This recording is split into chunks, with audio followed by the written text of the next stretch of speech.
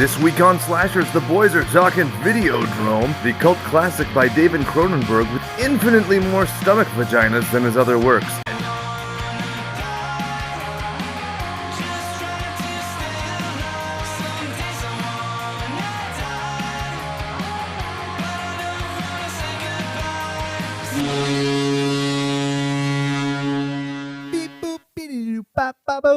First it controls your mind, then it destroys your body.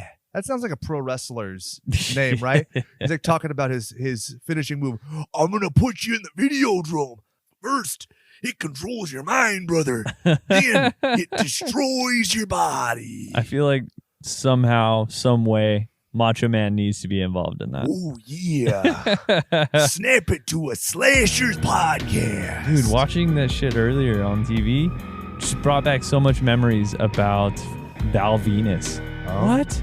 They had a porn star, like supposed porn star, with like naked, shaking his ass, and he just wear nothing but a towel, and people were just like eating that shit up. Let me get you started on this. So Val Venus, also this is Slashers Podcast, the podcast about movies and more for those who love horror. My name is Jake, with you as always, my esteemed colleagues, co-host, and Corey. Hi guys. Sometimes it's about wrestling though. There we go. Sean Morley is the guy who played Val Venus. Okay. He like lost his butt fucking mind because AEW has a trans woman as their women's champion. He's like, Big Valboski loves the ladies, but blah, blah, blah, blah. And it's like, you are a scum-sucking pig. Really? Yeah, it's not. It's no. not cool. He's trying to do the whole like Joe Rogan bandwagon where it's like, oh well, I'm just talking about the athleticism and the competition and the heritage of women's wrestlers. And I was like, this is not the same thing as Fallon Fox, bro. You can't even make that. It's a sad way to argument. backstep, right? It was just or odd. backpedaling, I guess, is what you'd say. I'm also like, oh, you're suddenly trying to be relevant by demeaning and besmirching. Does he still have his sweet slime ball hair? It's short now, from what I understand. Oh, okay. But, I felt like giving him a Steven Richards right to censor super kick to his little pecker. Dude, how fucking weird was that at the point in time where they had these little promos of like hot dogs, like extra long girthy hot dogs, choppy pee-pee? Did you ever see that one? Yeah, I was a big fan of Taka Michinoku and Funaki, so even though I was a WCW guy, I love that. And that's one vignette crazy, I definitely did not miss. And then there was the Ho Train, right? There's a Ho Train. There was Val Venus with his wieners and whatnot. Yeah, fun fact, in WWF No Mercy, the most expensive character you can buy in the game is $500,000. It's the Ho. It's one of Godfather's hoes. Oh, no. And you can change the costume for each one of them. So technically you could have the Godfather with like 5 hoes, but he can only be escorted by one to the ring. Isn't that great? I feel like there's little subtleties to these old school video games that you can never really get away with anymore. Well, it's great because I used to, I was like 11 at the time. So I used to make a female character and I'd make her have the taunt of Mr. Ass, Billy Gunn. And so if you look, there's one where he moons, but it's pixelated. But I was like, oh, it's a woman's butt. That's perfect. That's perfect. So we're talking about dumb nostalgia because this movie is weird. And it makes me feel not good. Yeah, I mean, shit. Within the first 10 minutes, I almost felt too uncomfortable to continue. Yeah, man. It's like, weird. I was surprised with how adamantly against everything's like abuse to women you are. And then you're just like, okay, we're watching it. This is happening. I went into it pretty blind. I'm going to be honest with you. Like, all I knew was the legend and the myth of the movie being like, oh, well, it's pretty fucked up. And, it was never presented to me, oh, it's fucked up for sexual deviancy and stuff. And I'm not to kink shame anybody. But this goes to a level that I'm not necessarily comfortable with. But I described the movie as I was watching it to my wife. I described it like a Schindler's List. I was like, I did not enjoy the movie, but I'm glad that I've seen it. Yeah. Where I was like, I can definitely tell you that the wife is probably much better not watching this movie. Oh, yeah, for sure. I'm glad she skipped out on this one. Now, here's an interesting thought I had, and I wanted to run this by you. If this same exact movie was put out and it had the byline Stanley Kubrick, oh god, do you think that it's legendary? I can see that. All the imagery that you see in The Shining. Think of the unnerving nature of it. Think of even some of the odd sexual stuff, like people saying there's the implication of Jack being a child molester. There's the dog man blowing the dude.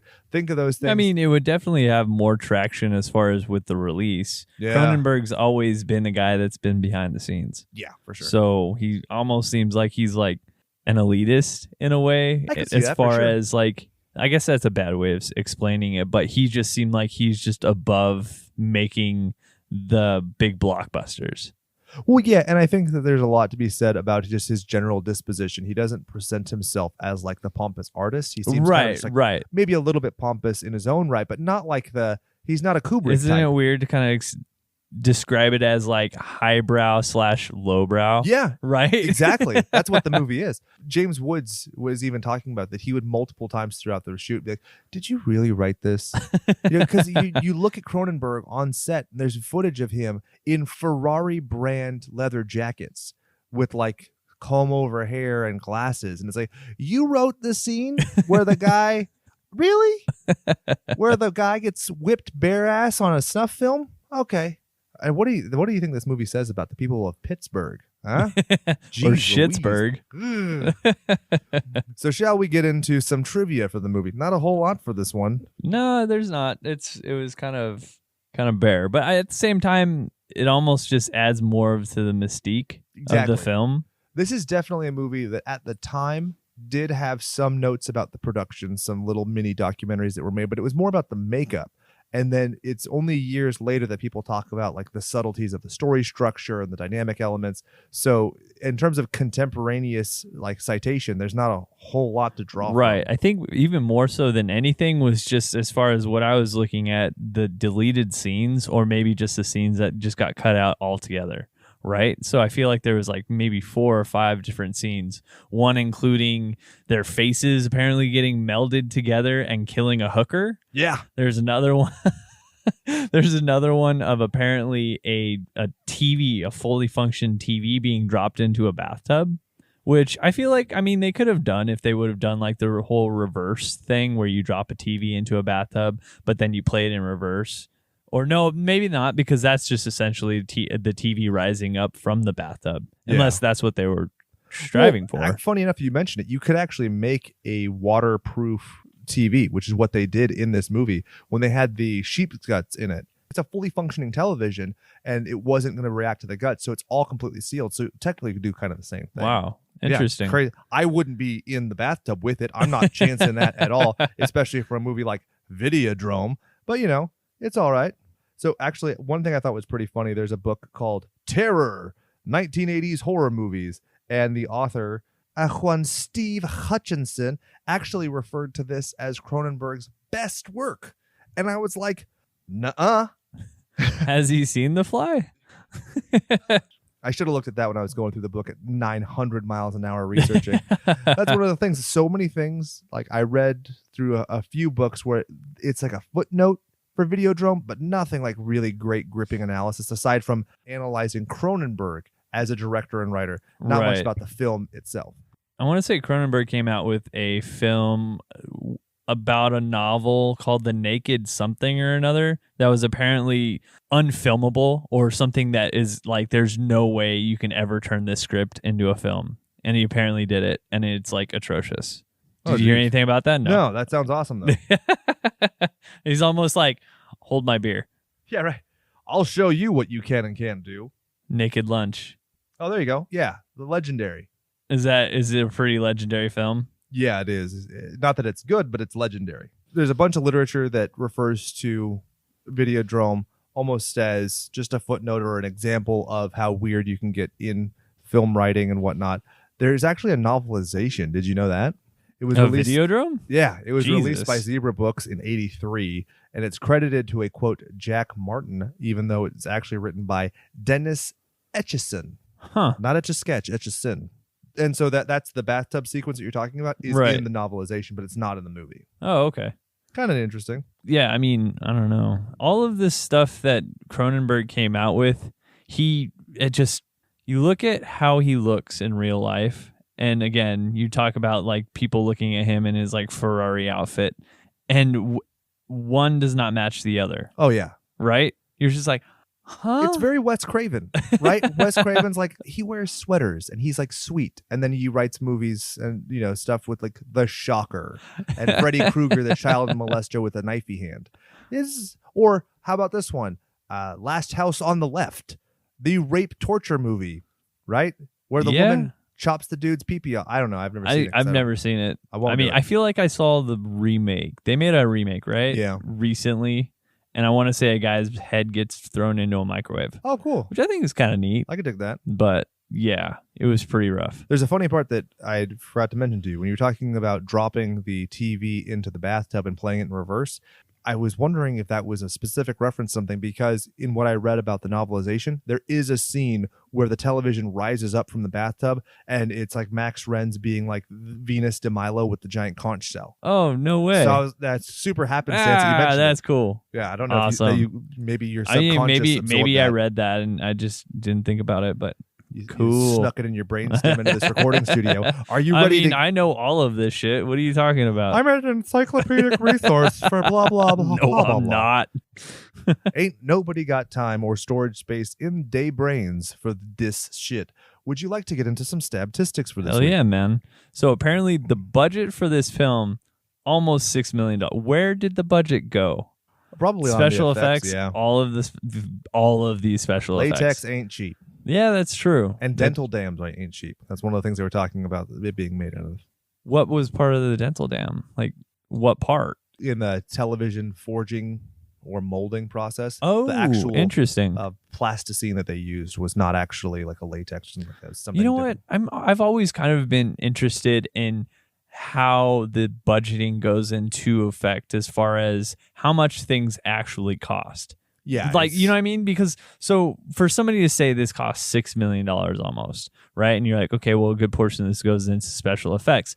How much truly goes into special effects? So you're talking about the cost of labor. Yep. You're talking about the cost of the material itself, and then everything in between. So it's a lot of it's almost like subcontractor work where they would take bids from various different makeup studios, and basically the makeup studio would be personally responsible for administering. Oh, well, this is your overtime pay. This is this, and this is the budget that we have for the actual appliances and whatnot that they're doing.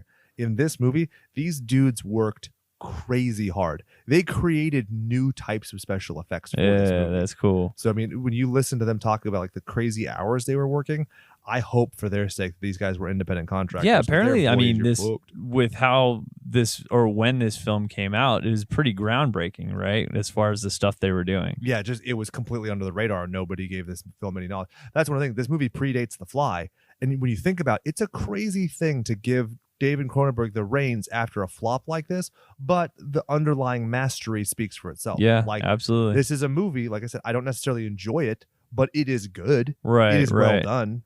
So when it comes to looking at the budget and then you look at the gross, so budget was 5.9 mil. They ended up grossing 2.1. So not exactly making it, he's splitting even here. In one of the press releases I saw, it was an interview with James Woods, and he was talking about like the innovation in film writing and everything. He said, I think it's going to be gangbusters. Oh boy. You are wrong. Sorry, James. So looking back, the differences between the budget and the gross, do all of these filmmakers initially go into this with like a bid? When it comes to like the movie studios, do they say, hey, for instance, I have an idea. This is what I want to do with this film. I'm going to give you this bid as far as what I feel like it's going to cost. And then at the end, they're just like, I don't know. It kind of got away from me. Or, you know what I mean? Because it seems like a lot of these films that we end up covering, the differences between the budget and how much they actually make are sometimes very drastic. And I don't know if that's something that the studios kind of had an idea about and they just didn't really care, or I mean, you can imagine they always would really care, right? Because at the end they want to make money. That's one of the reasons why the concept of dailies exist, is so that people can monitor, like producers and whatnot can see the progress you've made each day, see if you need to re-record. So it's not a finished product, but you can see at the end of the day, okay, we have enough to work with, we can sculpt with, we can edit with. So sometimes you'll see, okay, well, look at the dailies are really good, we know we can do this, or they'll start, or let's scrap this. Exactly. Modernly, they have people screening dailies to the public, just seeing one scene, giving feedback before they're even finished making the movie. Wow. That's what a lot of people were talking shit about the Rise of Skywalker, because they were doing such intensive, surveys and screenings and trying to really, it wasn't a movie made for the art of film. It was a movie made for an audience. And I can understand the criticism there, but I can also understand that art is a commodity. Right. Everybody's got to make money. Right. You know? And like modernly, if you look at the budget, you're talking about $15,327,572. Even by modern standards, this is a relatively cheap film to make. So at the time, it might seem pretty drastic. You have to add in the marketing budget, but really you're not talking about much because you're talking about the 80s and you're talking about Canada. One of the interesting things, this movie, just like most of Cronenberg's works, was partly subsidized by the Canadian government. Oh, that's cool. So before he made Shivers, his first feature film, he actually had come to California because he'd already pitched the film in Canada and said, hey, can I get some money from the Film Commission? And they're like, nah, sorry about it. Basically, yeah. So he was already of the mentality he was going to have to move to California if he wanted to be a legitimate filmmaker.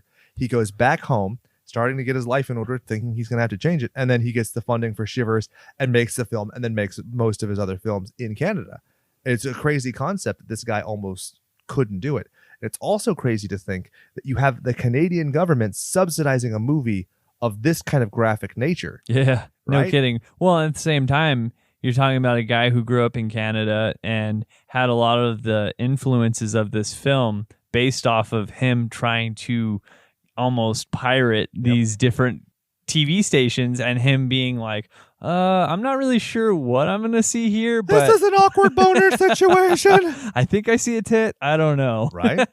So for those of you who don't know the legendary history of Cronenberg, he was born in 1943. He predates the home television. And so when he was a kid, Canadian TV stations would end. You know, they would sign off for the night. But if you stayed up late and you put it at just the right angle at that antenna, You move around that antenna, right? He'd get- Stand on one leg and he'd get signals from Buffalo, Detroit, and he wouldn't know what he was seeing or if he was allowed to see it. He talked about it being and very who's to formative. say? I mean, maybe there was some crazy underground smut shit going around at that time. It was the Who Wild knows? West. Dude, Who knows? I remember growing up and with the internet. The first pornography I ever saw on the internet was a woman. She was naked and she had a snake all over her. And I was like, oh, I'm sorry, what? exactly. I didn't seek it out. It was like sent to me. It was sent in a, what do you call it? It was a WWF AIM chat room. Oh boy. And yeah, I think it had something to do with like Jake the Snake Roberts. There's like, a lot of bad stuff that happens in AIM chat rooms. Yeah, well, it used to. It's dead now, thank Jeebus. But my point being was like, that was unregulated. I think, maybe 9 years old when I saw that. Yeah. So in an unregulated situation like that, there's no question that he saw something he was not supposed to see. To the degree, probably not. He's probably not watching actual snuff films. But, Yeah, exactly. dude, I remember watching all sorts of like just crazy things. Like for those of you who don't know, Wayne's World is based on public access television, totally. where people can just go to their local station and pay them money and say whatever the fuck they want at late night. That's what that's a parody. I feel like CCTV. Yeah. Yeah, that's crazy.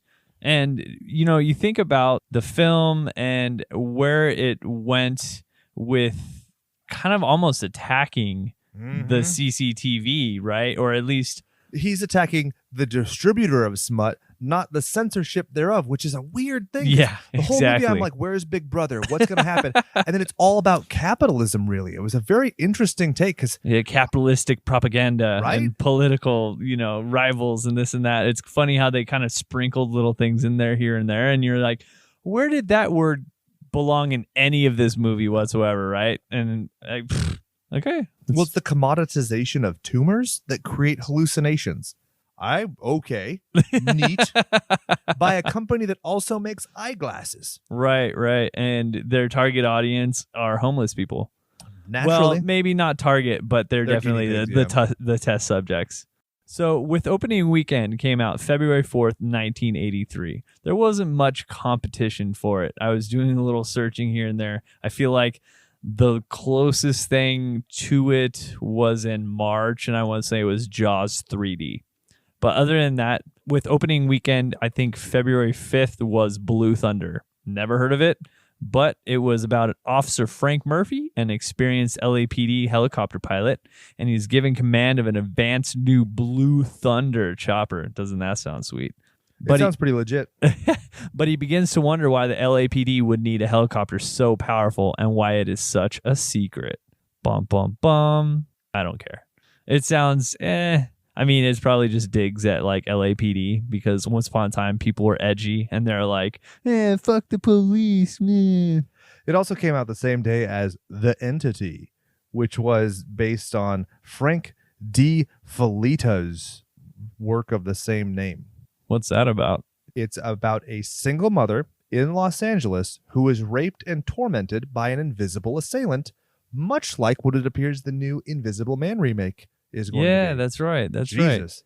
That lady, okay, I don't know what her name is. The actress who's in the Handmaid's Tale? Bridesmaid's Tale, who's in this movie. Can she just do a movie where she just drinks a latte and nothing bad happens to her? Because fuck, Yeah. man. Yeah, no kidding. Ugh. Some like post-apocalyptic everything. She's like, sign me up. Sounds good. Her life just seems to suck on screen. It's like, please, just do something nice. Take a bubble bath Yeah, where there's no villain. What was the one with Kevin Baconator as the Invisible Man? What was that one? Hollow called? Man. Hollow Man. You get to see a redhead's titty being manipulated by a pale Dude, that's a hand. great movie, man. I feel like we should. No, I won't say it's great, but it is a movie that's like very integral in the formation of me as an adult. I feel like there's also a rape scene.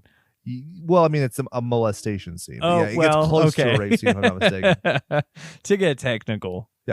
And so one of the fun ones as well was Monty Python's Meaning of Life came out the next month. So Oh, okay. but like you said, not a whole lot of Yeah, really there great wasn't stuff. a lot of competition. So. Flashdance the same year. Wah, wah. Oh, this little film, Return of the Jedi, Psycho 2, War Games, but all that stuff comes out. Didn't Cronenberg get asked to work on Star Wars? Yep, and he was like, "Nah, dog, I'm straight." But to give you like a view of the world at the time, this is also the same year that Superman 3 came out. So Yeah. things are weird.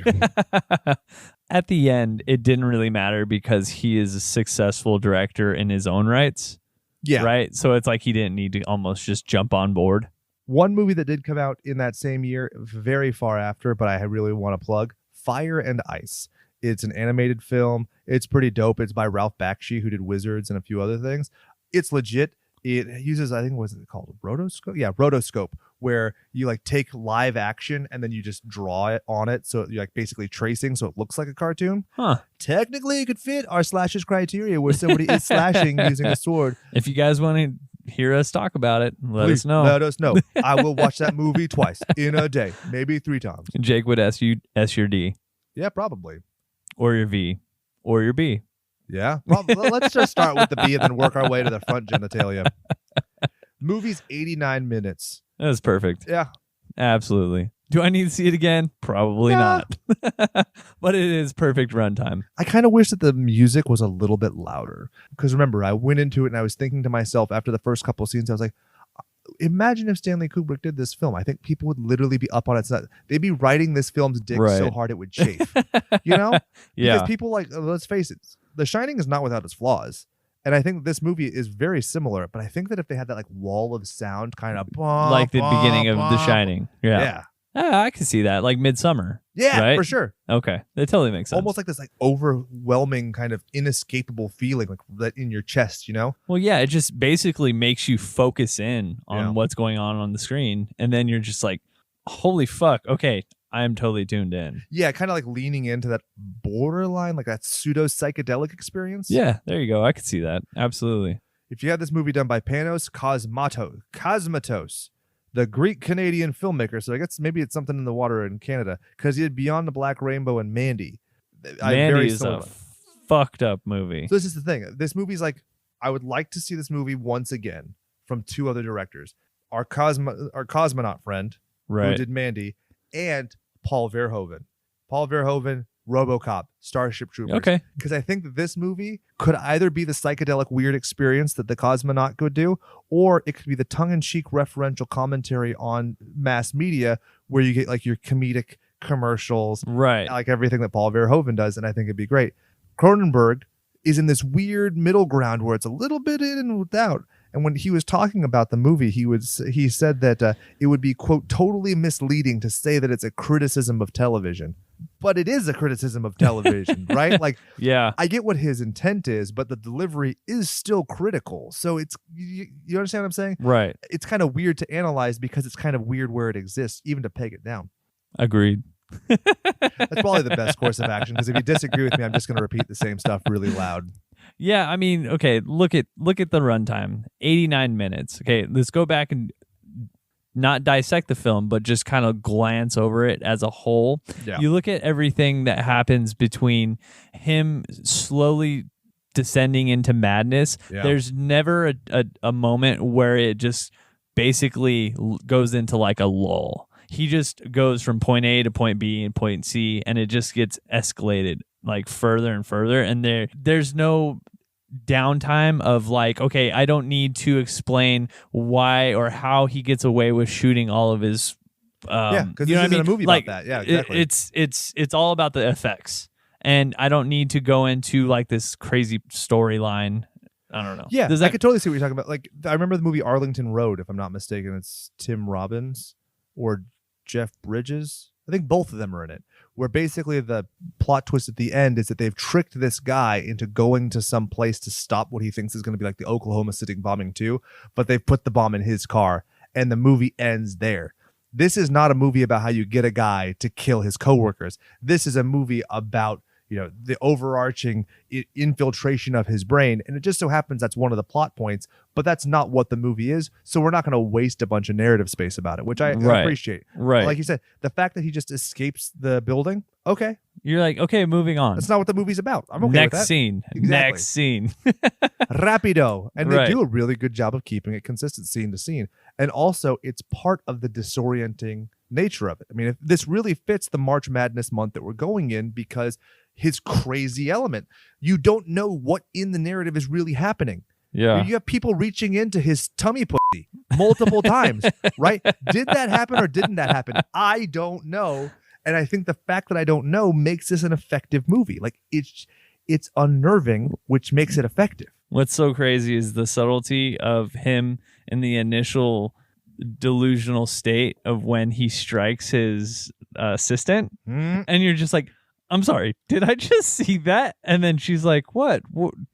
Did you just say you hit me? He's like, nothing. And you're like, oh, okay, I feel so much better that is technically a hallucination, right? Because otherwise I would be feeling really uncomfortable right now. Same. And isn't that weird how it almost seems like they can go through these acts of violence, but then after the fact say, that's a hallucination. Yep. None of that happened. And then you're just like, huh, okay, so it's fine. Which still makes James Woods a sympathetic character.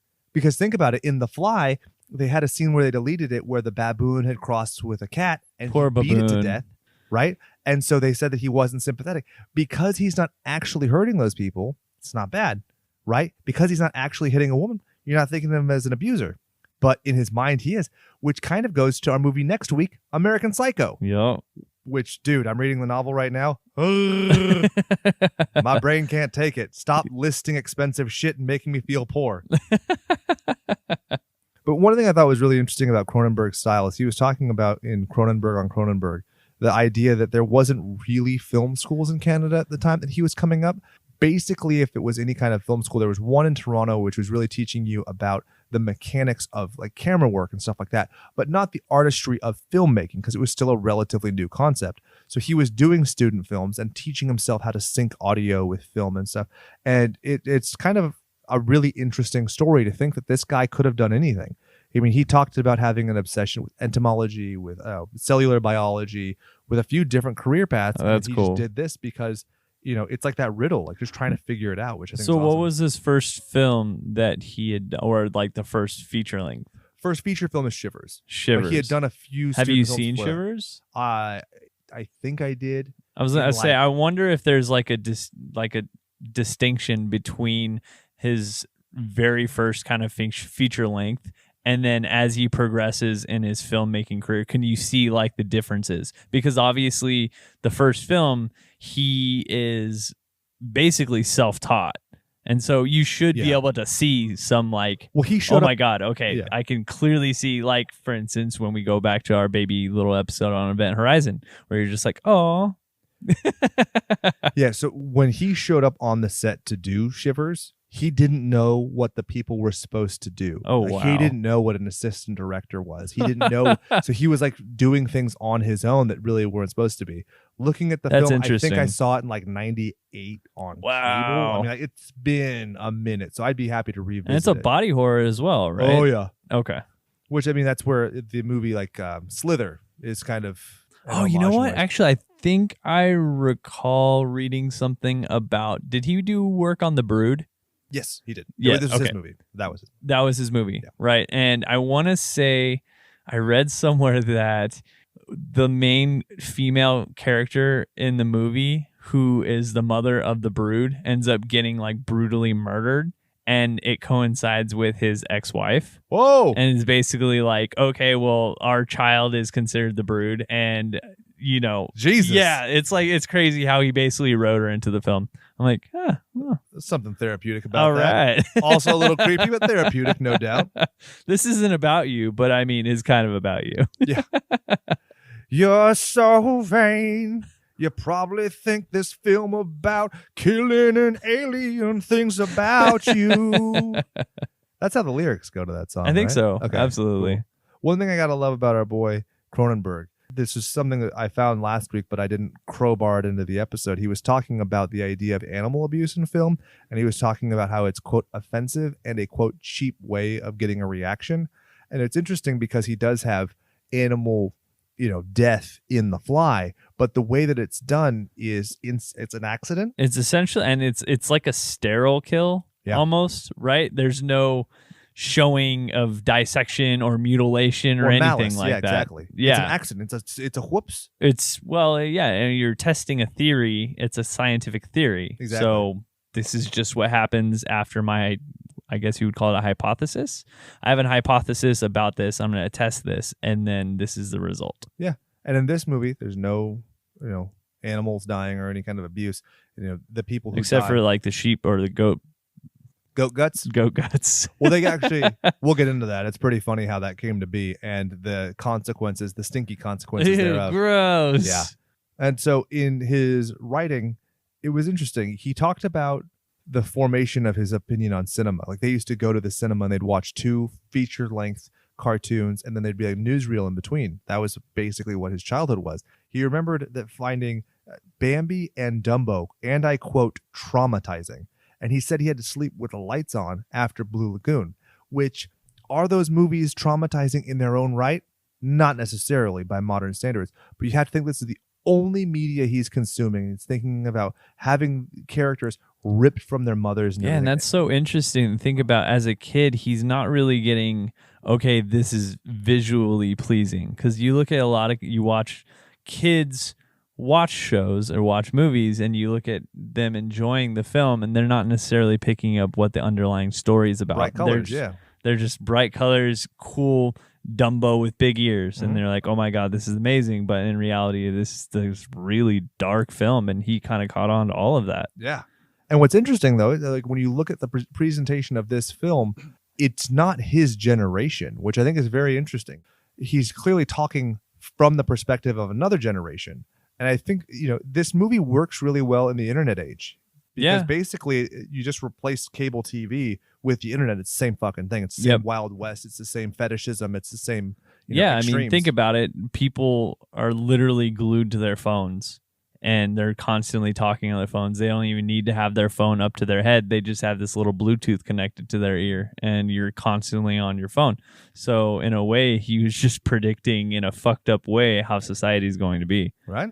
When he started writing Shivers, he didn't think that he was going to be a filmmaker. He thought he was actually going to be an author. His dad was a journalist. So he talked about his dad's typewriter being like the backdrop to his life. And one thing I thought was really interesting, James Woods said this multiple times. I think Cronenberg and other things I had read kind of downplayed it, but Woods was saying how he always wrote from a place of his nightmares, and he would only write at night because he specifically was finding things that haunted and chilled him, which is kind of what Wes Craven did as well. Craven, having never seen horror until he was an adult, had a very odd perspective on it, and his writing reflected the things that he was afraid of, and that, it's this kind of odd man out style of writing, and I think it works for both of them. That is interesting. I mean, think about it. As a kid watching horror, you immediately see something, you see the blood and guts, and that's something that just kind of distinctly sticks with you. Whereas if you were to kind of take yourself away from that and then delve back into it as an adult, you almost just have a fresh pair of eyes that looks at more than just what's, right in front of you. And that's almost like with Wes Craven, right? Yeah, I think that's true. And I think that what's really interesting, you've heard me say this a bunch of times when talking about advertising, when talking about story structure, when talking about music videos, it's just dicks and pussies, right? And that's clearly it's meant to be salacious and kind of it's almost antagonistic in its simplicity. But I mean, basically, what are we talking about here? Like, Right. what's actually happening? And I think that it can take somebody who is looking at something from a removed perspective to say, oh, all of these characters are just X. All of this narrative structure is just Y. And to be able to take it and swap these things in and out, I think it's very interesting. That is interesting. I really like Cronenberg's films, not because they're enjoyable to watch necessarily, but because they leave me asking questions or thinking about things in a very, entertaining way. The intellectual residue, if you will. One last fun bit of trivia. This film started filming without a finished script. Because of the subsidies they received from the Canadian government, they had to be used before the end of the year. They started filming in October, and after Christmas, you have to remember there's Boxing Day, so they had no real time to shoot after Christmas. That's so crazy. They get there. They did get to do some reshoots and some additional footage the next year, but that was another subsidy that they got. Wow. Crazy, right? Yeah, that's interesting. But it also kind of fits in the way that the movie unravels. Is it's this weird stream of consciousness where again you don't know what's real and what's not. What I think is really crazy is how, with me covering Hammer films and with us talking about Cronenberg and getting subsidized with the Canadian government, it seems so strange that the United States wouldn't also have some sort of like subsidized thing.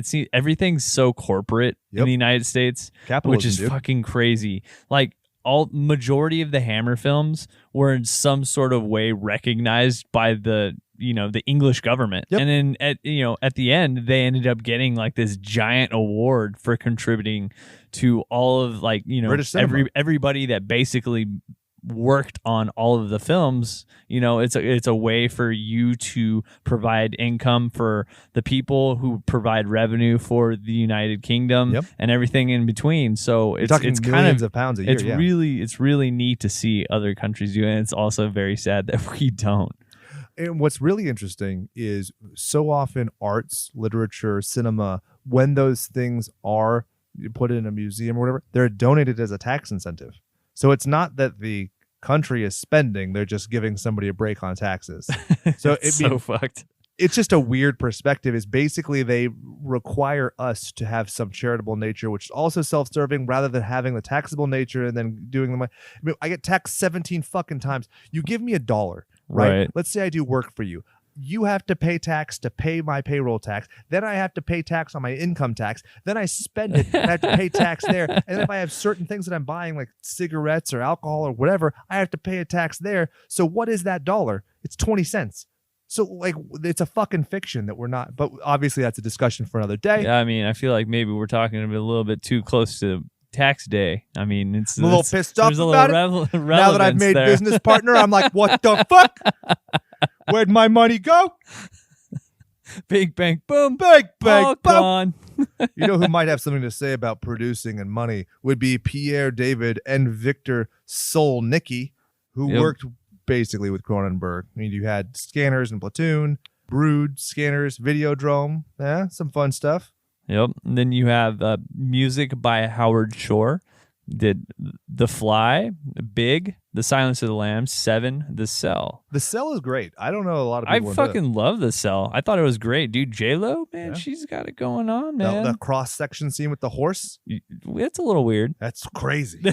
That's probably why I'm vegan. I'll tell you that. I vividly remember that It's a scene. little weird. Absolutely. I mean, Gomer Pyle, dude. Yeah. Fucking handling it. Love it. Yeah, you got apparently. So Howard Shore, he killed it. Right later on in life, he's like, "Oh, what is this Lord of the Rings stuff?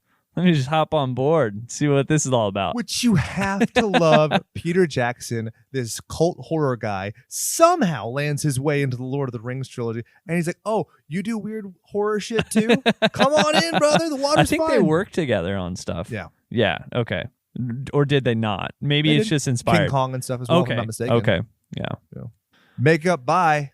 Who's this guy? What's his name? Kind of a lesser known. I feel like there's some skateboard company named after him. Baker. Did you not know? It's not, but Rick Baker. Sorry, guys. Yeah, no, I know who Rick Baker is. I know nothing about skateboarding. Oh, really? Yeah, Baker skateboards. I know about Tony Zero. Hawk. Yeah. No, nothing. I know Zero because Billy Corgan bought that brand because he loves the shirt. And then they had the song Zero from Smashing Pumpkins. See, Jim and Chad.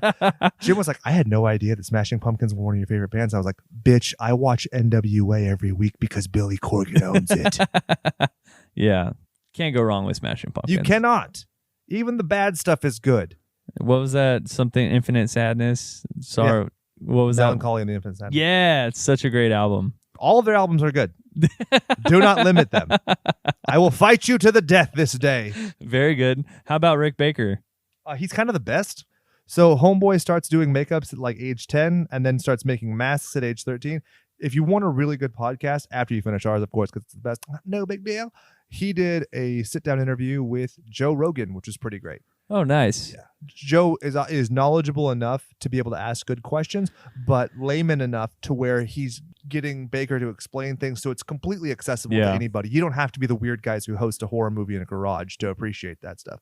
That dude's nuts. It kind of makes you wonder where Joe got that werewolf from in his studio. Well, it's based on an American Werewolf in London. Yeah. Okay, so that totally makes sense. Yeah, that's an a homage sweet to Baker. that's a sweet werewolf, though. Yeah. And so, I mean, we've talked about Baker a bunch of times on this show because his work is prolific. He won the first ever Academy Award when he did An American Werewolf in London, which, I mean, he basically created the genre. And what's weird AF, the first feature film he works on after An American Werewolf, this one. It's weird, right? Yeah. I looked it up and I was like, no, that can't be right. And then I was watching a documentary and he's like, oh, yeah, so basically the next thing I did after An American Werewolf was this. And I was like, the stomach movie?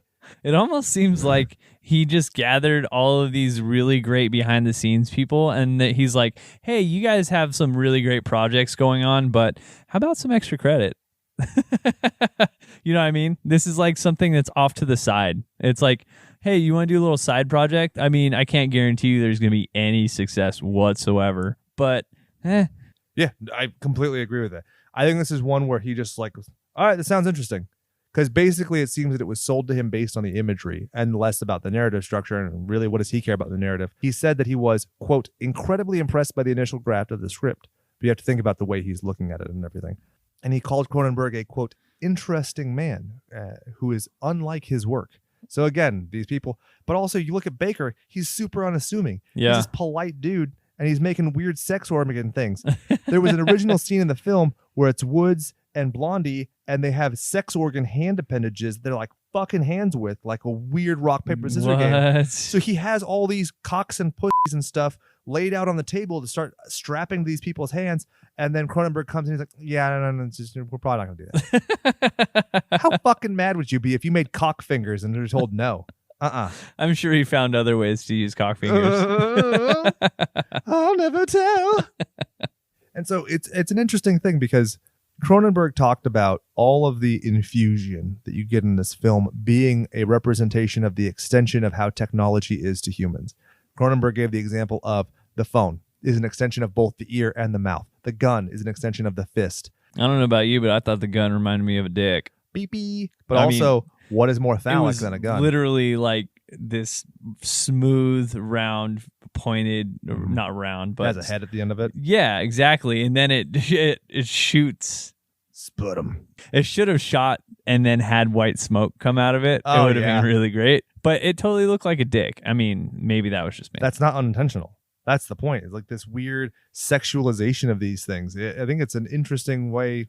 I don't know. It's very odd and it makes you uncomfortable, but that's the point. The fact that it makes you uncomfortable makes it successful because if it makes you uncomfortable, that's art. Well, here's the thing. It's making you uncomfortable, but it's not going to the two things that always drive me crazy. There's no animal abuse. There's no rape outright. Mm-hmm. There's clearly sexual abuse, but it's not the penetration of rape. And so I think that's one of the things that Cronenberg was talking about is what he thinks is cheap and offensive. Right. This movie makes you, I mean, if it doesn't make you uncomfortable, you have a stronger stomach than me because I'm like, oh God, dick hands. But at the same time, even though there is like sexual abuse within the film, it's never implied that it is forced. It's always almost seems, that's a good point. It seems like they're always very consensual. Like, oh, these people signed up to be on this Videodrome show, right? That's how at least the storyline goes until they find out, oh no, these people get murdered.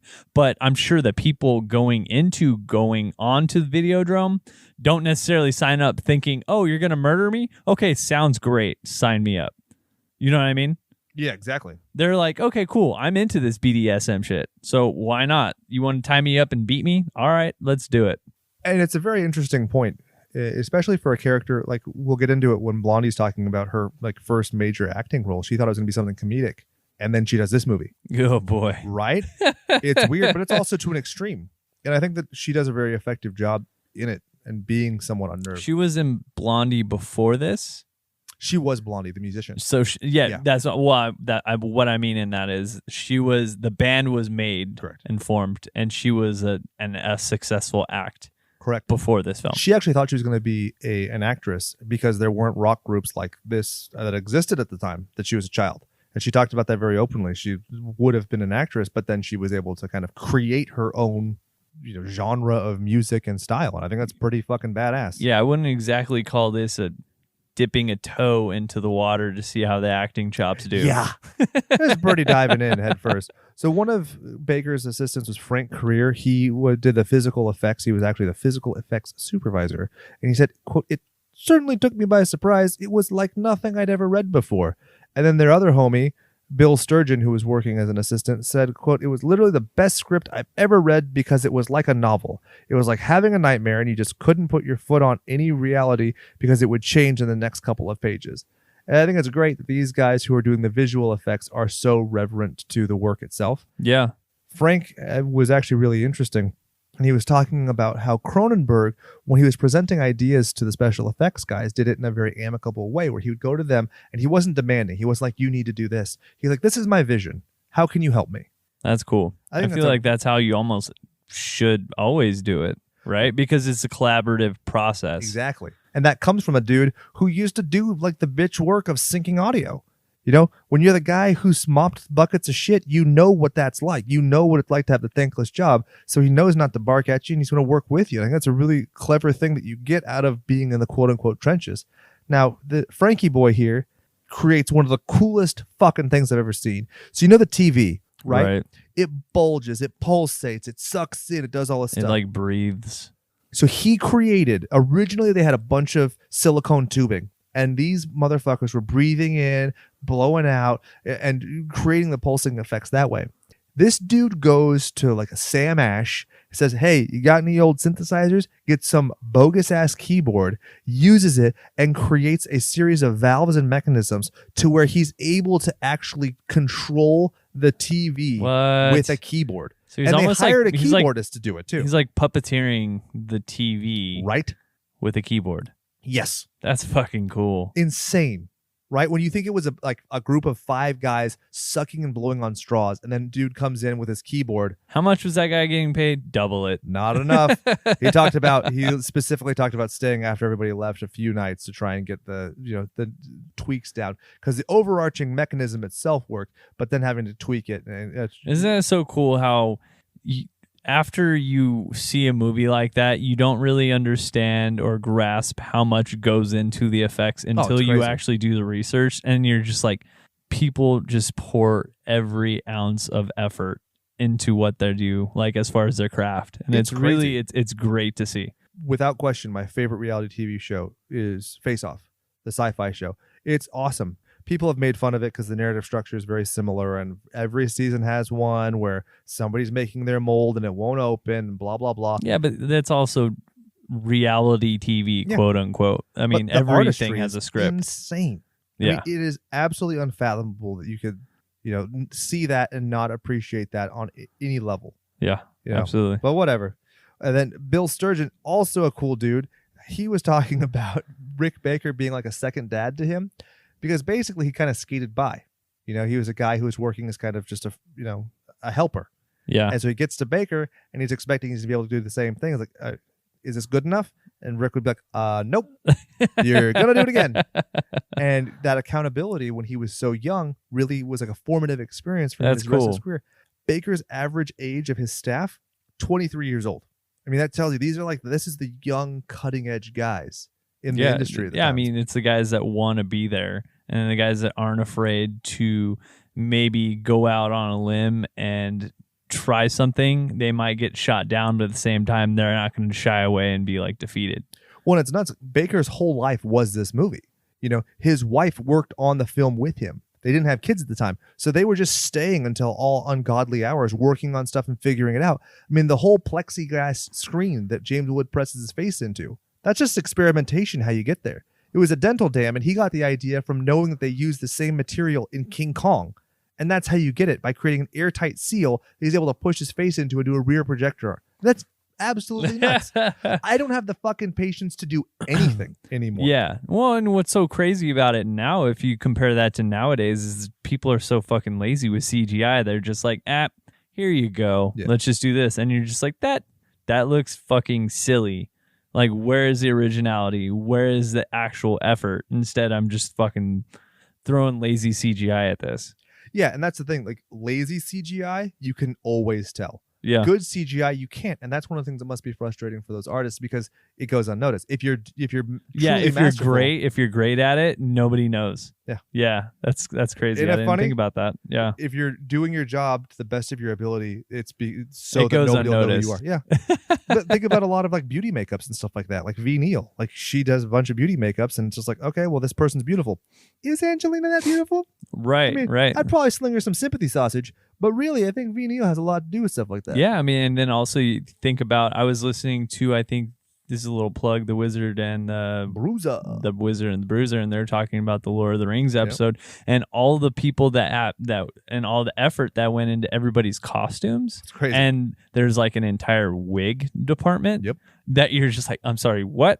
Because, I mean, my simple-minded brain, I'm just like, yep, no, that's how everybody's hair was. They just styled everybody's hair, and Gimli, the actor woke up and he had this massive beard. No, every single day they had to put on that makeup and put on that beard, and it's like astonishing, really, when you think about it. Yeah, and I mean, how much all that costs. You know, that's where the budget goes. Absolutely insane. One of the things I really liked Rick Baker talking about was there's the scene where Woods first has his arm in the stomach.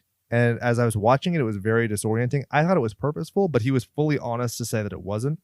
There was a huge issue with, and I'm going to do my George Costanza's voice, shrinkage! Because if you look, the right arm that's going into the stomach, it's all fake. It's all tucked behind him. Right. But it is not only shriveled and thinner, but it is also shorter. Which I didn't. I mean, I thought. Yeah, I didn't even realize that. I mean, I noticed it, but I thought it was a deliberate choice. And he was fully willing to say, no, that was just a fuck up. But it looks cool, so that's kind of rad. He was definitely fisting himself. Yeah. And so Frankie Boy was talking about the hardest part of doing the gun arm coming out of the TV was getting $300 from production to prepare the film that was being projected. Wow. Figuring out how to do it wasn't that expensive. It was because it's projected on the front side.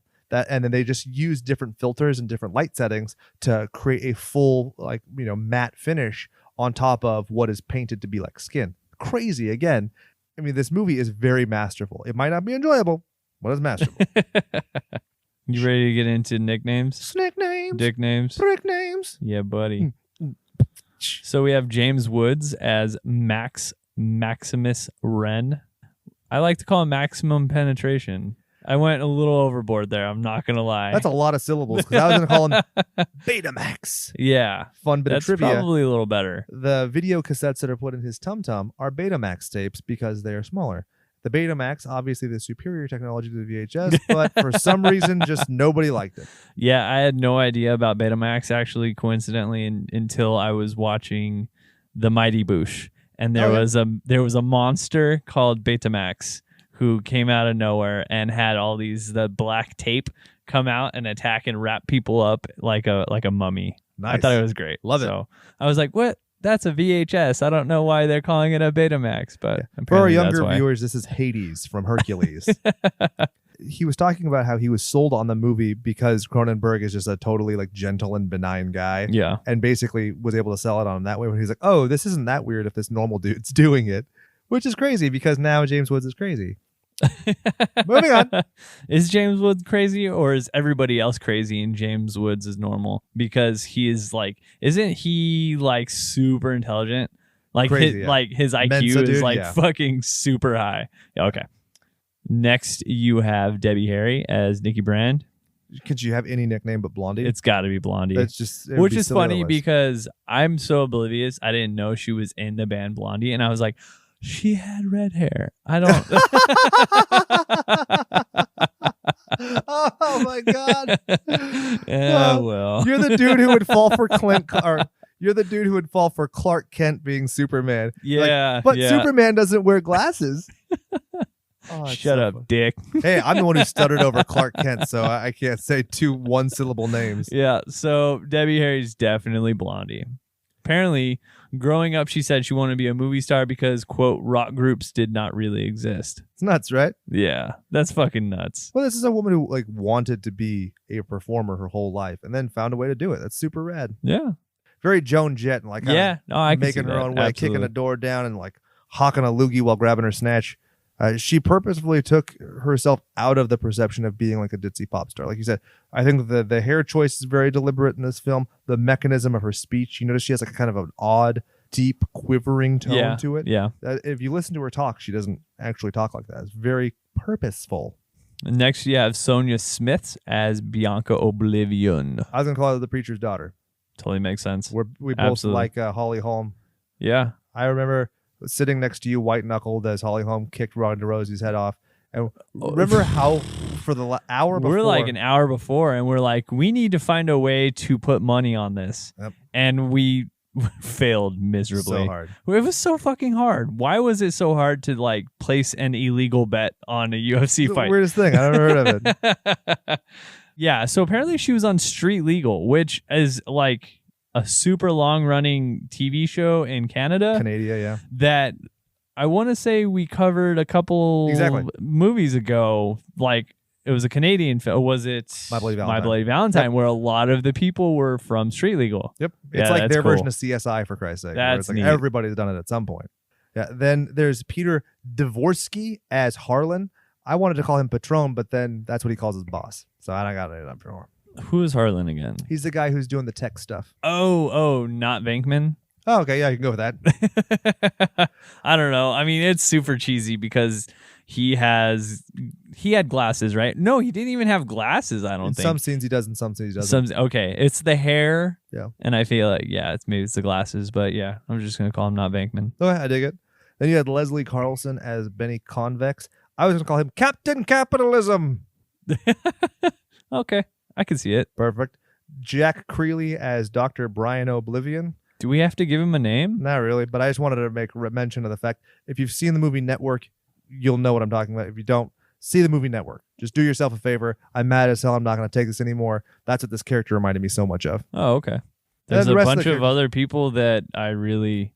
We have to give credit where it's due. David Subochi, the Japanese pornographer, really needs some acclaim for this movie because he is the glue that holds it together. Oh, absolutely. I want to say I read some kind of trivia about this guy where he apparently wanted to be part of some sort of government, either in Japan or wherever he's from, and he was running for office, and they used this film as almost like a Smear campaign? A smear campaign. Exactly. They're like, how can you want this guy to be in Congress when he is supposedly a Japanese pornographer?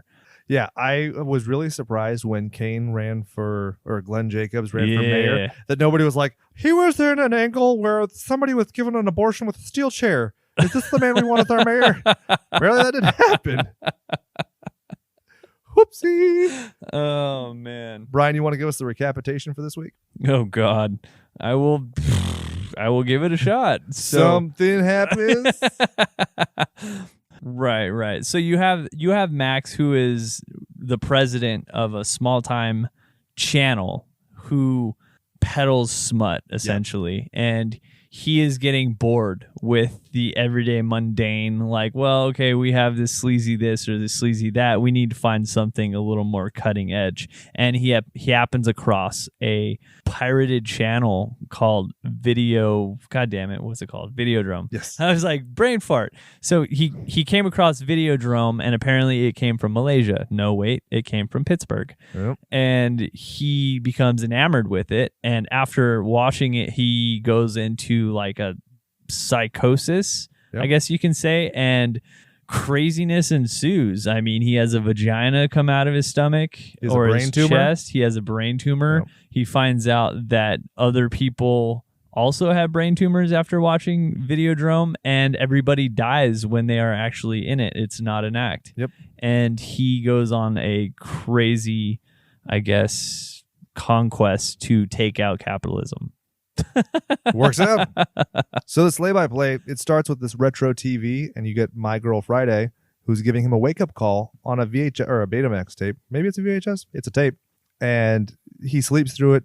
Well, he wakes up, he looks at Japanese porn, smears some pizza on the photo, and then he's walking to the classic hotel. You know, classic. In the background, there's a guy who's like yelling at his wife to try and get in the room. There's a baby crying. James Woods, I don't know if you noticed, he steals off of a housekeeper's cart. And then he gets taken in and he meets with the Japanese pornographer, you know, the true unsung hero of the film. And he's tried to, like, he buys this film series, Samurai Dreams, which is basically smut. And he watches a scene where a woman removes a geisha costume from a carved It's so penis. ridiculous. It's so ridiculous because the dildo looked like it was made of wood. Yes. Which maybe dildos were made of wood once I actually had a upon a time. professor who actually wrote an entire thesis about Victorian sex toys and like crank mechanisms and stuff with wood and glass. Holy crap. Yeah. Okay, so I guess it is definitely not, I wouldn't say authentic, but it's true to like maybe what they're aiming for. Yeah. So, and that was a thick, veiny one, man. Yeah, no, that had some girth to it. Yeah, especially you're like, oh, that's cool. She has some kind of a doll, and then she takes off the outfit, and it just like, wow. Tell you one thing, I'm going to be looking at all the dolls my kid brings home. I'm going to be like, is this Barbie? Is this really? Yeah, it's like, you know, those little Russian dolls. Yeah, the nesting dolls. Yeah. And then what's really weird is he says that there's, quote, something too soft about it. And he wants something that'll, quote, break through, something tough. I'm like, you mean the giant wooden dick isn't enough to be severe? I guess I'm just a wiener boy. So then it cuts to a satellite positioning on a roof. And all I could think of was the cable guy. And so Yeah, there you that go. polluted my brain The for a lot of giant movies. satellite. Yeah, it's so good. Or play Mortal Kombat with your friend in Vietnam, which that movie totally predicted online gaming, which is weird AF. And so they think, like Brian said, they think they're descrambling the Malaysian signal. And what's really weird is the dude like instantly knows the idea that this woman is put up against electrified clay. Like that's a fucking thing that people talk about all the time. But it makes sense when you find out, spoiler alert, he's the bad guy or part of the bad guys. And so then he's like, hey, I want you to track that because I want to get it on my channel. And as he's leaving, there's these weird like signs that he criticizes. And one of them says, quote, home of the Buccaneer piracy on the high frequency. That was cute. Like a high C, high frequency. I like it. Next scene is them at the Rena King show. Which is so weird, right? Because it doesn't segue from no segues like, to anything. Nothing. Yeah. It's just all of a sudden I'm on this TV show and I'm a big name because apparently they're interviewing me, right? He went from this like small unknown, like we need to make it big, to being on daytime television. Yeah. And you're like, oh, okay, I guess this is happening now. I mean, traditional story structure, you'd almost expect to be the reverse, where you start the film with him on a TV show, but then you realize, oh, he's actually not this great. He's a smut peddler. Right, because I mean, that's essentially your backstory. That's all you would need. But, you know, who am I to tell the great David Cronenberg how to do his work 40 years later? So it's really your introduction to Max Dren as a character, and he attributes it all to economics, which is a very sensible thing to do in a capitalist society. And he says that he's basically giving that people what they can't get anywhere else. And when he's questioned on the cultural impact that his work has, he says that it's a, quote, harmless outlet. Which, I mean, this had a very Nancy Reagan vibe to the whole conversation. You know what I mean? Like the parental advisory note. And It was interesting. Right. I mean, when they created the parental advisory, they basically put a sticker on every CD that came out for the next 20 years that said, "This is cool. Buy this." Totally I mean, yeah, it backfired. never stopped me from buying video games that had that. Rated M for mature. I was like, great. I'll take 7 of them, please. It's got blood in it? All right. Is it E for everyone? Let's just turn that on its side and make it look like an M and I'll buy it. But this is where he meets Debbie Harry, Blondie, the whatever chick. More You find- like redhead. I don't know what you're talking about. Redheady. Oh, that sounds perverse. I don't like it. But Well, it fits with the film. there you go. Oh, God. Intermeddling of body fluids. But you find out that she's basically your Dr. Ruth, and she gets sweaty when she's in the radio booth, which made me a little uncomfortable. I was like, what the fuck are you doing? Right. But- and it's so interesting how it kind of gives her a little bit of a backstory as far as what she kind of portrays herself Yeah. on the radio when she's completely somebody else. Exactly. When the cameras aren't on, she's just a chick. I think that's kind of cool. Yeah, but she's also somebody that's very much opposite of how she's trying to Oh, yeah. almost help these women. Mental like- health and yeah. Exactly. And she's like, cut me again, put face. So he makes just kind of a weird Freudian joke about her red dress and then asks her for a date. That was so weird. I thought it was interesting. I mean, I could see the braggadociousness of it being kind of appealing.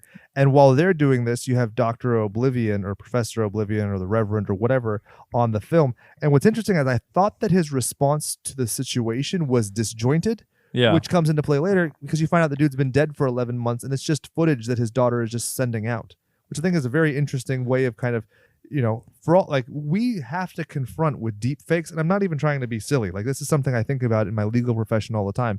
The creation of fake evidence and like the perpetuation Yeah. of like the great and powerful Oz. It's totally possible. You could create a fake character Yep. that would exist that way. And honestly, if you're Disney, right, why wouldn't you? Why wouldn't you have a fake construct that any actor could step into rather than have the risk of your actor dying?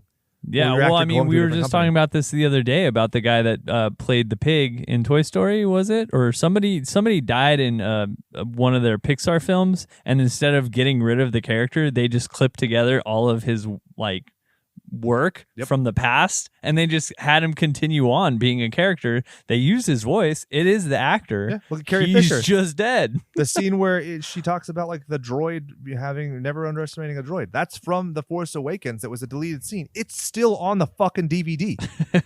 It's crazy. Yeah, yeah. Did you happen to see within this part of the movie when they wheeled him out, or it showed him as a talking head in the screen? It reminded me of Futurama. Yeah. Oh yeah. I'm not a crook. I love it. So then he goes back to Harlan, who's not Egon or whatever we call them.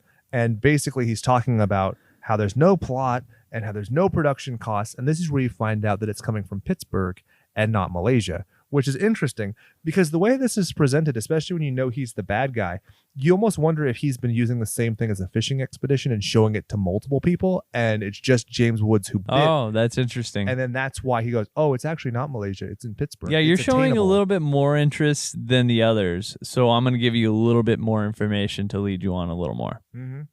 And then we cut to the, quote, emotional rescue show, which is set in Toronto.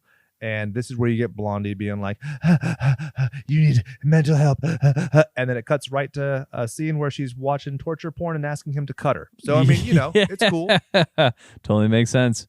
Hey, Yeah, so I think it's really great how they're just like hanging out at the house, and she's just walking around, and she's like, "Do you got any porno? Or Yep. do you have any pornography?" And you're like, first of all, I feel like people say porn, Yeah. but like I don't know, there's no like getting saucy or like having a glass of wine or anything Way too beforehand. clinical, She's just yeah. like, you got any porno? You got any pornography? Let's go for it. Would you happen to have any pornography in your domicile with which I could view on perhaps your Betamax cassette tape so player? Good. It's so good.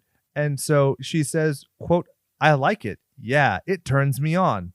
Said no woman ever. Clearly written by a man. I'm going to go on the subreddit, men writing women. I'm like, ever seen that? It's one of my favorite subreddits ever because like 90% of it's Stephen King and it's like, her nipples did blah. And it's like, what the fuck does that have to do with anything, Stephen?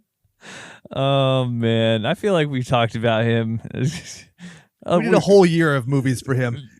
Sit down, Steven. But please tell me about the color of her panties. Yeah, right. Because we care. Jesus.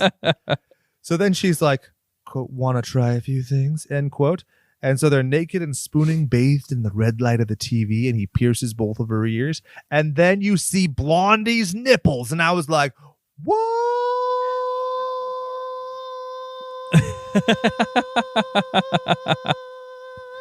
This is a part of the movie where in every part of a movie, when I'm watching a naked guy and I'm like, okay, Aroused? they are way too hairless. Yeah. Okay.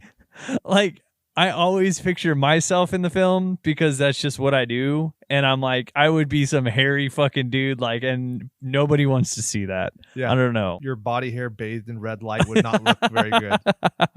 I'm like, maybe I'm just a weirdo. No, just every guy basically goes and gets fucking waxed from head to toe. I wasn't sure which body was hers and which was James Woods because basically he's just like a glistening hairless body, right, from far away. So he's who a lot the fuck more knows? Like curvy than she is in ways. Like weird musculature and stuff. All I'm saying is I wish they had actual guys that have hairy bodies. All I'm films. saying is that I think that David Cronenberg has a type, because if you look at James Woods' body and you look at Jeff Goldblum's, I'm like, I see it. No, you know what? That's totally true. They're very similar. And they're very similar in skin tone, too. Yeah. I mean, their mannerisms are pretty similar in a lot of ways.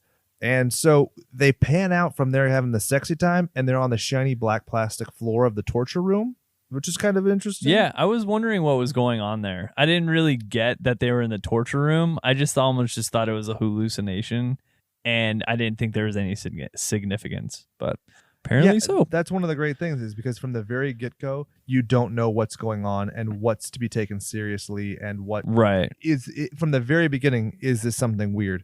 And he has a fucking sweet ass needle, jabs it through her ear. A long needle. And then he licks it. He sucks on her earlobe.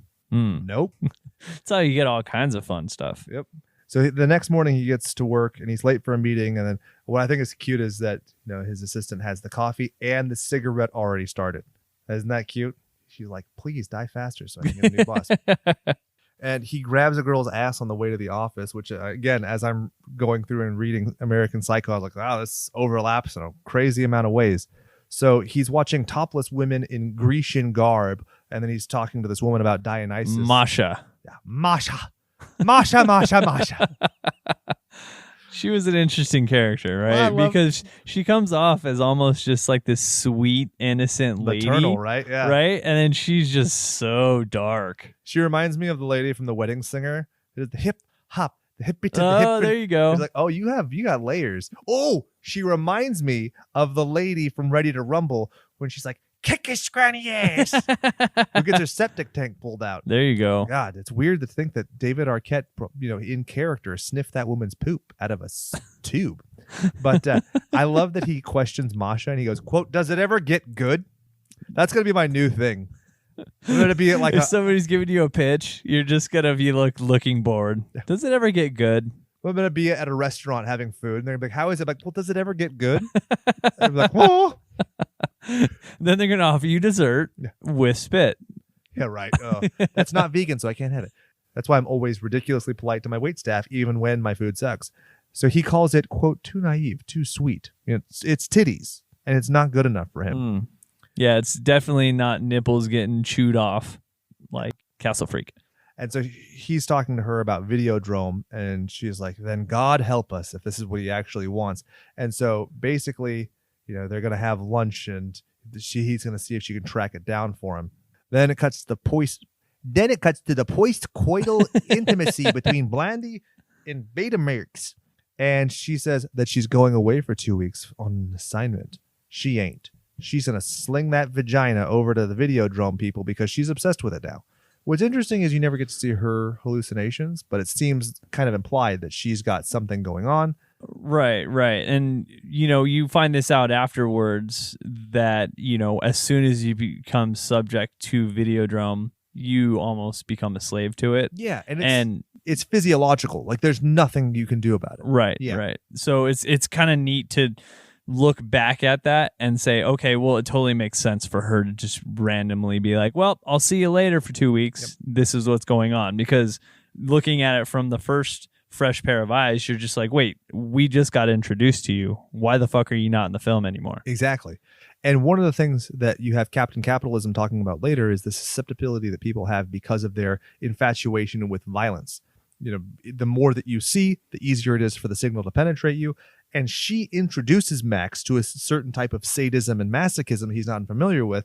So she clearly is more well-versed in violence, so she succumbs more quickly. I mean, and this is so crazy because it's probably super clearly thrown out in front of me, but this is me just being oblivious to it until now. But how people basically tune into a lot of shit just for violence, even though it's not specifically a violent sport, just for the fact that it potentially could be violent. Only time I've ever watched NASCAR, every time I'm like, please blow up, please blow up, please blow up. Dude, the Daytona 500 just happened where the final lap, the guy got into this like catastrophic fucking accident. Oh, geez. And that's like a and good I reason. Missed it? A good reason why these people, you know, why people watch it. Yeah. That is it. It's like, do you want to watch a train wreck? That is literally a saying that people say. Do you want to watch this train wreck? Yeah. Like hideous car wreck is what I would say. If you don't in real life, when you see a train wreck, you're like, nah, I'm good. Like, but like people use that as something like, okay, yeah, you know what? You don't want to miss this. Check out this train wreck. So it's kind of neat to kind of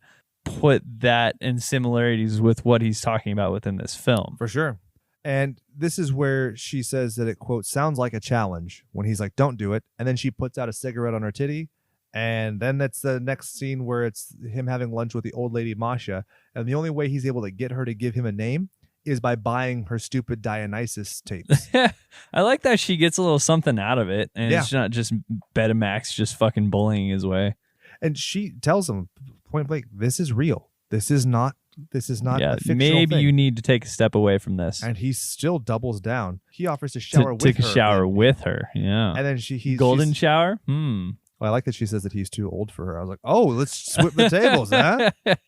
Cougar. And then immediately after that, there's supposed young waiting staff that like, you're like, dude, you look just as old as fucking Betamax. If not older. So then she gives the name that it's Dr. Oblivion or Professor Oblivion, and that's who's making it. So then he shows up at the cathode ray mission. And my favorite little detail I noticed in this, so he's smoking a cigarette and he throws a cigarette out as he's going into the mission. And a hobo looks over at it and tracks it down. I was like, I've seen that guy. The guy who's like, that's a half-smoked cigarette. There's still half of a cigarette to smoke. Oh, man. That's how herpes gets spread. Yep. This part feels the most like, what is it? What's that stupid show that I hate? Makes me feel uncomfortable on Dr. Netflix. Oz. Black Mirror. It's like Black Mirror. Okay. Because it's like, oh, you got, this is the food for the brain, right? You need to watch X amount of hours of TV, and this is how you're going to sate your urges and your crazy compulsions and whatnot. And it's just really uncomfortable. You see one homeless guy in like this little cubicle who's watching surgical footage, and he looks at him kind of leering. And then James Woods makes his way, or Betamax makes his way to speak to the preacher's daughter. I'm sorry, I just burped like 4 times in my mouth and it got worse tasting every time. So they wax philosophical about plugging hobos into like the mixing board of the ether. I didn't really follow that part. And then he mentions Videodrome to her, and then he leaves when he can't speak to the professor directly. And he thinks he's being strung along.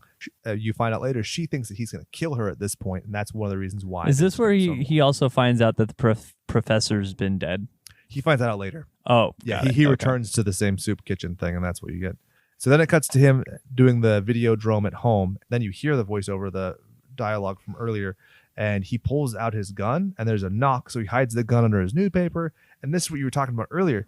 When My Girl Friday comes in, and she's super sweet, and she's like, here's your tape, blah, blah, blah. And he has the view that he hits her, and she turns into Blondie, and then turns back, and he's like, I'm so sorry I did that. And she's like, I didn't realize that she turned into Blondie. Oh, it's a flash image, yeah. That's crazy. It's dark. And she's wearing that sexy red dress from the Rena King show. It's not How sexy. Did I not see that? That's fucking nuts.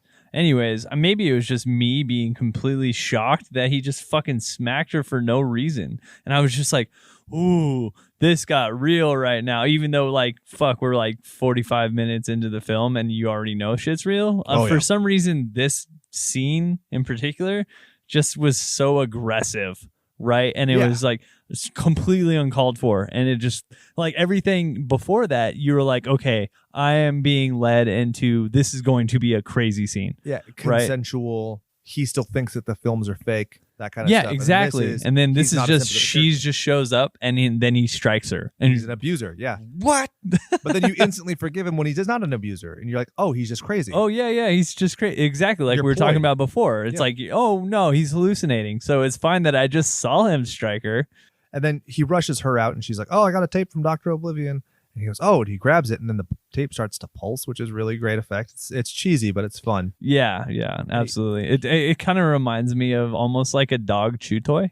Yeah, totally. I've seen enough of those in my life. And so as the film starts, it's got enough like generic dialogue, but then it gets very specific and even says him by name, which is interesting that it says him by name if the guy died 11 months ago, unless they were planning this for months. It's kind of that's one of the inconsistencies. Yeah. But he's already having hallucinations by this point. So who knows? He could be hallucinating the fact that he's calling him by name. So then the professor talks about the brain tumor, which is the, quote, uncontrollable flesh. And when they removed the tumor, it was Videodrome. And he says that he was its first victim. And then this is where Blondie reveals herself and says that she wants him. Then the entire TV starts to pulse as she moans. That's then fucking crazy. Start to pulse. It's super crazy. And then as the screen bulges out, he buries his face into its lovely squishiness that reminded me of Baymax from Big Hero 6. I'm like, this is weird. Why does my brain do this where I think of everything that's even tenuously related? So then he goes back to the mission and he meets with the daughter and he's like, what? And she's like, oh, yeah. Have you been hallucinating? He's like, oh, yeah, kind of, maybe. What about it? And she goes, since when? Since last night? And he goes, since the first time I saw Videodrome. And so then she tells him about the tumor. And she's like, no, yeah, it's not just a video. It's real. And he's like, you gave me a fucking tumor? And she's like, well, yeah, I thought you were going to come kill me, bitch. I love that, where it's like, oh, I guess honor amongst thieves. He thought I was going to kill you, so you decided to kill me with my brain. Oh. Yeah, then they kind of go into detail about how he's been dead for a while and he's made sometimes 2 or 3 episodes a day. And how many hours? Like fucking thousands and thousands of hours worth of film. So I don't know. It's kind of crazy, right? Yeah. There's one great quote where she talks about public life on television was more real than private life in the flesh. And it reminded me of Oingo Boingo in the song. flesh. In the flesh. Yeah, because the Oingo Boingo song Private Life came out on Nothing to Fear in July of 82. So it might have been in the subconscious of people because it is a catchy as fuck song. She gives him a stack of tapes from her father, and then he was like, I have to return some videotapes. Oh, man. We'll get to that next week. Then it cuts to him at the studio, and he asks Harlan if he's been hallucinating. He's like, nah, dog. I wonder why. Then it's him watching the videotapes, and he starts to notice this linear rash on his tummy. And he's scratching it. And so then the professor talks about the tumor as a new organ which will develop a, quote, change in human reality. And if he has more doses of Videodrome, and he starts to scratch the rash with the gun, it becomes a giant vagina. He puts the gun inside. Okay, so that was clearly a vagina, right? Yeah. No, it has to be. It has to be. There's no other explanation. I mean, it would be one thing if there was some sort of teeth and you can be like, okay, so it's like a weird mouth. Yeah. This is not Shitar's mouth stomach. No, this is like there are...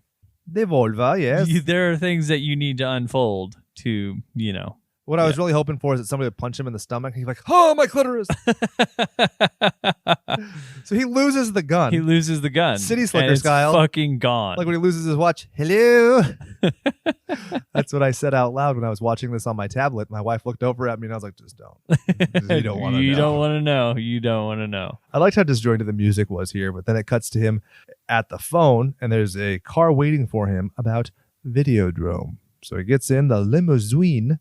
And he goes to Captain Capitalism, who's recorded him a fancy message all his own. So he meets Barry Convex, and he starts talking about the hallucinations, and they want to take him to the base for analysis. And then they give him this really cool head appendage that looks like a testicle. And it's glowing, and it's recording his hallucinations, which is a fun idea. Did you know that James Woods was afraid to put that on because he was going to get electrocuted? So Cronenberg put it on. Dude, that's so fucking cool. That's a fucking ship's captain right there. Dedication right there. He's like, I wouldn't ask you to do anything that I wouldn't do myself. Yeah, it seemed like some crazy, almost, those speedwalker helmets. Oh yeah, dude. Right? Like Malcolm in the Middle back in the day. I remember that. When Hal had it. Well, yeah, it's fucking great. Crazy to think he went on to Breaking Bad. And to be Zordon. What the fuck? Weird world we live in.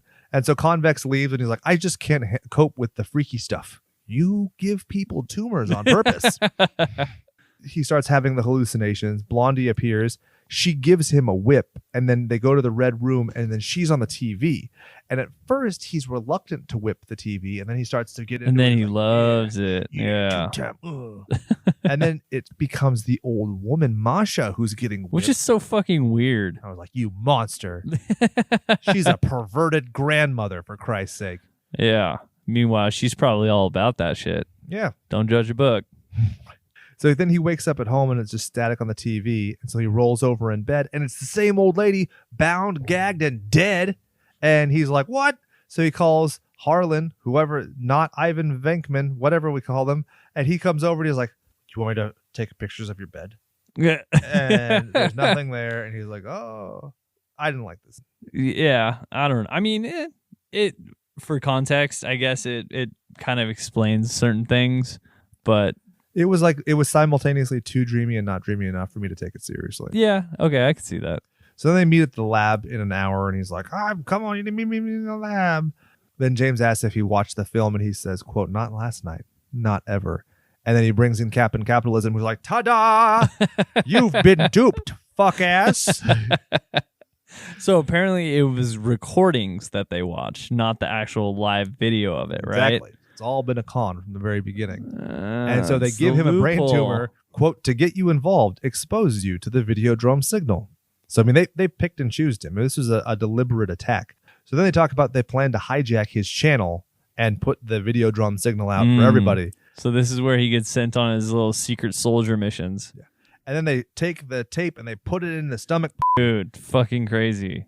Yeah, it's not cool. And so then he is sent to kill his cohorts at the studio with his fused gun hand, where his nails have like pierced through his hand out the back. That's probably one of my favorite parts of this movie. Yeah, that's probably my favorite effect by a long margin.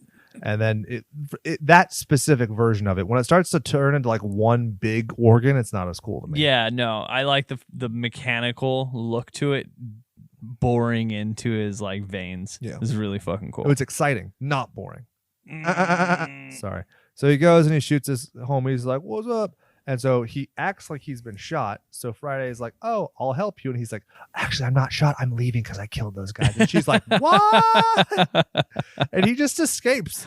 I didn't notice this, but apparently I looked at one of the goofs. Is that when he shoots the first guy and he gets hit in the arm, you can clearly see the blood pack. Oh, love it. So I was like, I mean, but it looked fucking cool. I wasn't paying attention to that. I'm just like, yeah, that's cool. He killed these guys. How's he gonna get away with that? No, he just walks out. Get a little like Requiem for a Dream, Natural Born Killers, where it's like it's real and it's not real at the same time. I could dig that. So then he goes on the other mission and he goes to Corvex's preacher's daughter and he's like, "Hi, I'm Max Wren." And she's like, "You've already given me this introduction, so it was you after all. You've come to kill me. You're an assassin now for Videodrome." This is the dialogue from like a comic from the 50s. No kidding, right? Oh. I just imagine like the background, dun dun dun. Oh. Love it. So then he has the one shiny meatball gun, and he's gonna shoot her and pursues her through the cubicles. And he finds a TV where Blondie was killed on Videodrome. And quote, "They used her image to seduce you, but you were already dead." Okay. Super deep. He's clearly alive and he was about to shoot you in the fucking face, so you're wrong.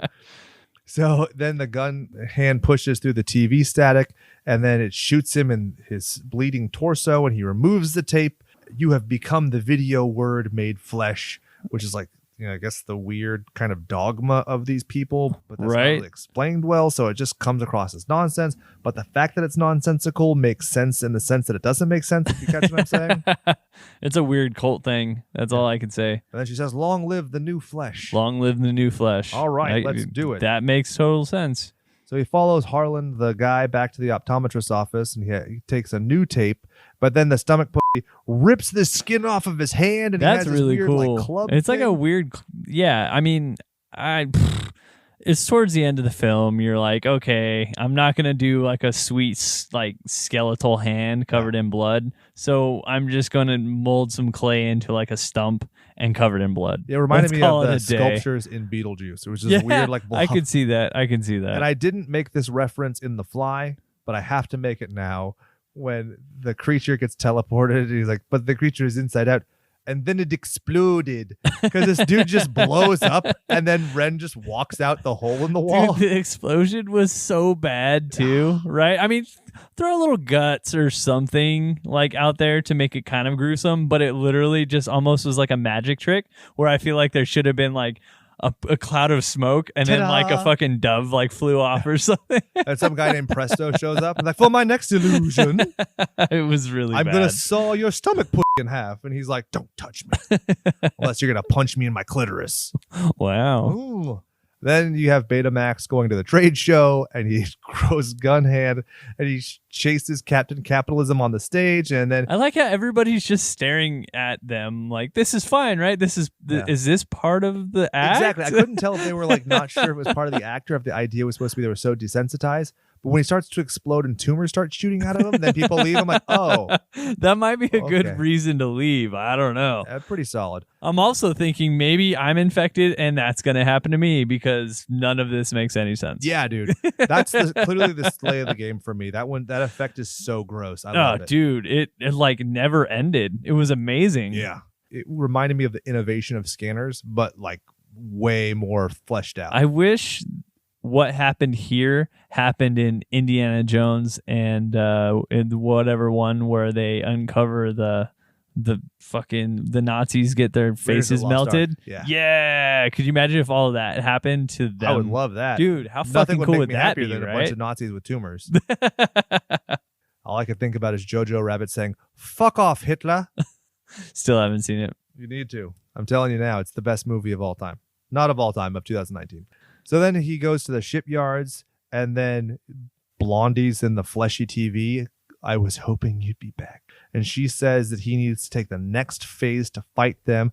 Quote, you have to go all the way now. A total transformation. Wait, are they talking about butt stuff? Mm-hmm. Flicky, the prostate from within the colon. Quote, to become the new flesh, you first have to kill the old flesh. And I was like, Well, know what's happening then. So he watches himself commit suicide on the screen. And so I'm like, well, naturally, he's not going to do that. And then he commits suicide the way he did on the screen. I was like, oh, okay. That's the end of the movie. Credits roll. I was kind of hoping that it would be something like The Partridge Family or something like quaintly polite. Oh, right. For the ending music. So there were 3 endings filmed. There's the one where he shoots himself on the ship. And then one of them had an epilogue after the suicide, which sounds stupid. And this is where the mutated sex organs emerge, and it is not fun. The original vision for the ending was, after the suicide, Max ends up on the Videodrome set with Nikki, hugging and kissing and neat stuff like that. A happy ending? Well, it's my version of a happy ending. Boy meets girl on the Videodrome set with the clay wall maybe covered in blood, but I'm not sure. Freudian rebirth imagery, pure and simple. What? What? Oh, dude. I have no idea. I feel like psychedelic drugs. I don't know, man. This is a movie, like I said. I didn't like it, but I'm glad I saw it. Yeah. This This is going to be weird. I'm putting it in the classic tragedy. I was thinking the same thing. Okay, so I feel like maybe I'm almost a homer for like agreeing with a lot of the shit that you say, or like I'll be like, oh well, you know what, I kind of feel like this, and then you'll give your input, and then I'm like, you know what, you make a lot of sense. Yeah. So I'm gonna change it to this. I was debating on putting it in tragic or classic. It's not tragic. It's definitely not tragic because it holds its own. Yeah, dude, and there's good. nothing like it. There's so artistry there. Exactly. So that's why I completely throw it out of the idea of being in a tragic category. Yeah. But when it comes to tragic, you're almost just glossing over everything that was poured into the film. And what's weird is how fucking timeless this movie feels. This feels super topical. Another thing that's crazy is how many films have we covered where we put them into classic category, where we can honestly say, one and done. Yeah. You know what I mean? I think Not this many. is the only one I can say where it's in the top rank as far as a classic, maybe not the top of classic, but it's within the upper ranks of our scoring system. But no, I absolutely don't need to see this. And in fact, I feel like there are some people within my life that I will probably never show this to. Yeah, we talked about if this is definitely a movie where you show it to someone to watch their reaction, not to watch the movie. Yes, but it also, knowing how the film is, you have to know your audience. Yeah, dude. Right? Because you can't take somebody who loves watching fucking Little House on the Prairie. Little House on the Prairie or fucking Charlie's Angels and being like full throttle. Yeah, you know what I mean? And thinking like, hey, check this out. Let me know what you think. Unless you totally want to fuck with him, which is fine. You like Never Been Kissed with Drew Barrymore? Watch this film. Yeah, I mean, just the fact that, majority of the people that you probably talk to that you say, hey, you want to check out a movie? It's called Videodrome. They're like, I'm sorry, what? Yeah, I kind of expected it to have like a weird like Thunderdome kind of like battle to it. Nah, does not happen. It's true. Yeah, you definitely don't get anything from the name. Yeah, actually, I saw promotional material that said that the future will be battled in the Videodrome. That doesn't happen. Yep. But I guess the argument is that the new flesh is combating the Videodrome within, but I don't think that Yeah, works. but at the same time, you don't know what the new flesh is until 75% of the movie's over. Yeah, I get you. And then I read online where people didn't get that the new flesh is the tumor, that is the flesh that is new. So I don't know if I have to explain that to our audience, but just so you know, I thought that was weird when I stumbled on it when I was doing my research. I was like, it pretty beats you over the head with it, brother. Like he's talking about flesh that is new that becomes an organ. Do you know how tissue works? But anyway, it doesn't beat The Fly, but it's definitely a classic. It's definitely a classic. I highly recommend watching. I know that some of our listeners will listen to our episodes and take all the spoilers and enjoy them. And I want to say this one was recommended to us by a few people as well. So we do polls. So if you're a Patreon patron, we always listen to what you say. We have the Slasher submission form where we take everything that people say and we try and incorporate it.